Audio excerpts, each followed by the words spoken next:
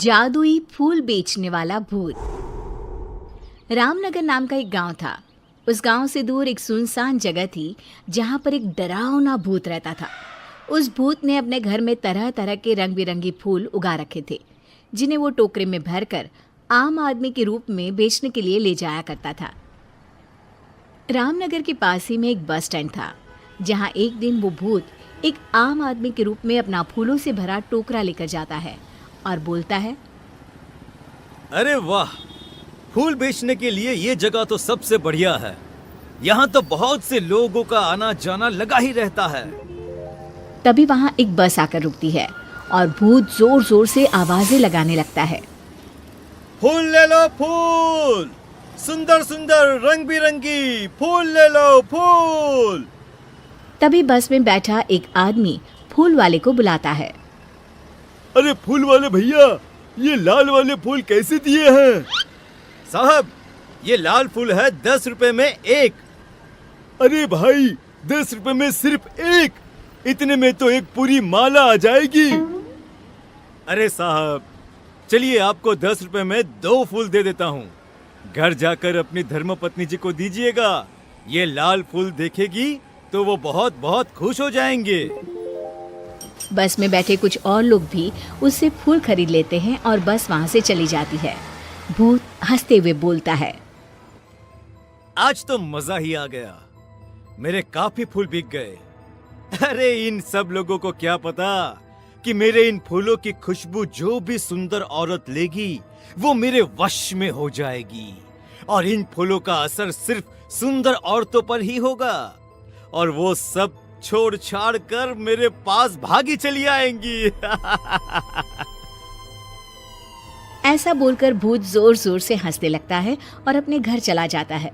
फिर बस वाला आदमी अपने घर पहुंचकर अपनी पत्नी को बुलाता है और मुस्कुराते हुए उससे कहता है, ओ मेरी प्यारी शीला, अरे जरा देख तो, आज मैं तुम्हारे लिए क्या लाया हूँ। अजी क्या बात है, आज तो आप बहुत खुश नजर आ रहे हो। मैं अपनी लाल परी के लिए लाल गुलाब लाया हूँ। अजी आप भी ना कैसी बातें करते हैं। ये गुलाब तो सच में बहुत सुंदर है, इसकी खुशबू से तो पूरा कमरा ही महक उठा। ये कहकर शीला फूल अपने बालों में लगा लेती है। फिर रात को वे दोनों अपने कमरे में सो जाते हैं। आधी रात होते ही शीला अपने घर से निकलकर भूत के पास पहुंच जाती है। अरे वाह, मेरे फूलों की खुशबू आखिर तुझे मेरे पास ले ही आई। फिर भूत शीला को एक कमरे में बंद कर देता है। तभी 2 और सुंदर औरतें वहां आती हैं। वे औरतें भी उस भूत के वश में होती है। भूत उन्हें भी ले जाकर शीला के साथ कमरे में बंद कर देता है। अगले दिन भूत फिर से आम आदमी का रूप लेकर बस स्टैंड पर फूल बेचने के लिए जाता है, और तभी लोगों से भरी हुई बस स्टैंड पर आकर रुकती है। फूल ले लो, फूल, सुंदर सुंदर खुशबूदार रंग बिरंगी फूल, हर तरह के फूल है मेरे पास। फूलों की माला, फूलों का गजरा, जो भी पसंद आए वो ले लो।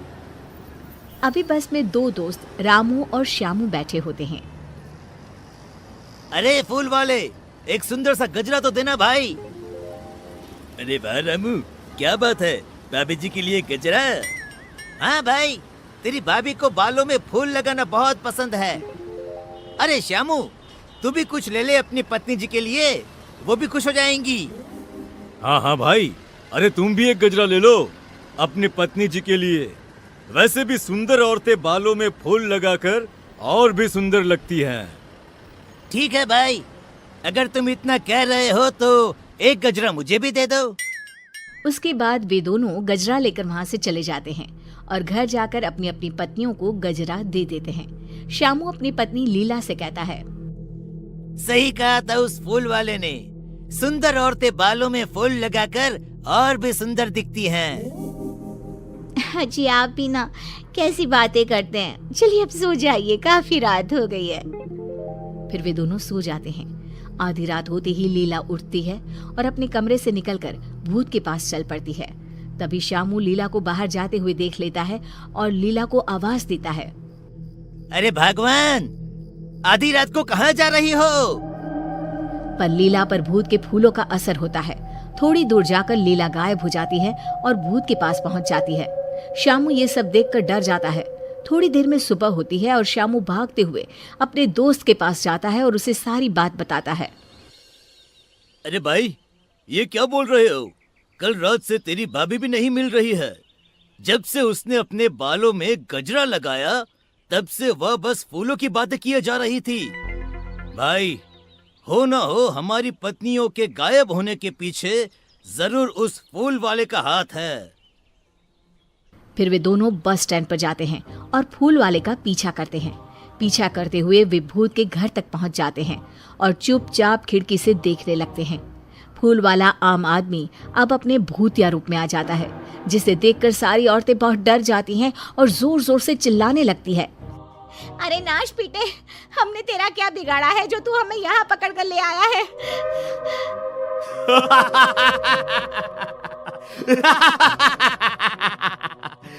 तुम सुंदर औरतों के खून से ही तो मेरे इन सुंदर सुंदर फूलों को शक्ति मिलती है।